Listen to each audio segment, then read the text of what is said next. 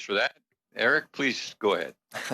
Thank you very much, Mr. Chair, and I'd like to direct my questions to Mr. Obed. And uh, in my riding and across Northern Ontario, we've seen disruptions, reductions in air service to many communities, particularly the remote communities which depend on that air service for their uh, prosperity. But many of the air carriers, of course, they've had difficulties accessing government programs for a variety of different reasons. And I'm curious to, to know if, Mr. Obed, if you've seen similar reductions in air service capacity in Nunavut, and if so, in your view, how has that impacted food security across the territory? Thanks for the question. The reduction of air travel has been universal across Inuit. There are many restrictions now for anybody to travel. There are 2-week quarantine isolation requirements for much of the 4 regions of Inuit. And also then a lot of the planes that fly are small planes where it's very hard to be to be physically distant. And so the capacity to on these planes has been reduced as well.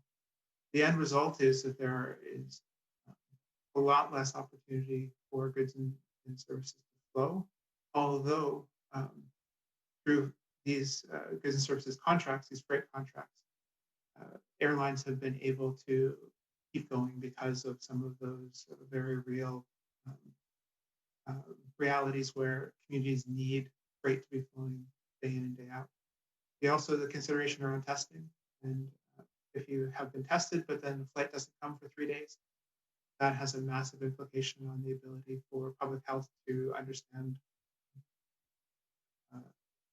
how to respond to particular cases. I think the sustainability issue is one that we really have to try to address in the long term, especially if this goes on for a lot longer, because we have different companies and airlines that have serviced the remote regions of this country against all odds for a long time. But this particular reality, I think that there needs to be subsidies to consider that these are essential services, and we need to keep these infrastructure structures in place. There are no ways to get to our communities for the vast majority of the year other than through the air. And that's just a reality for all of the services that we need during this pandemic. And I do hope that the federal government thinks of air transportation first when it comes to infrastructure in regards to COVID response. Absolutely, thank you very much. And just to sort of go back to the second part about the food security, we know that food security, maybe food insecurity is a better way to put it, across the territories is a challenge at the best of times. How has the pandemic impacted some of those challenges? If you can maybe just expand on that a little bit more. Yes, sorry about that. Uh, there have been some unexpected positive consequences of the pandemic, and one is that more people have been on the land in the last 6 to 8 months, and so therefore have been providing more to the community for country food than generally in the most recent history. There still is a huge reliance on perishable and non-perishable food items that are flown in or cargoed in, sea lifted in. And so for this year, many people would have gone to the South, gathered uh, non-perishable food items, and then put them on sea lift, and they would have them then for the entire year. And that sea lift season really didn't happen. There were some people that were able to find other alternative ways, but for the most part, we're going into a winter where there will be more of an emphasis on store-bought foods and less of a stockpile, if you will, that individuals have to ensure that they have food security.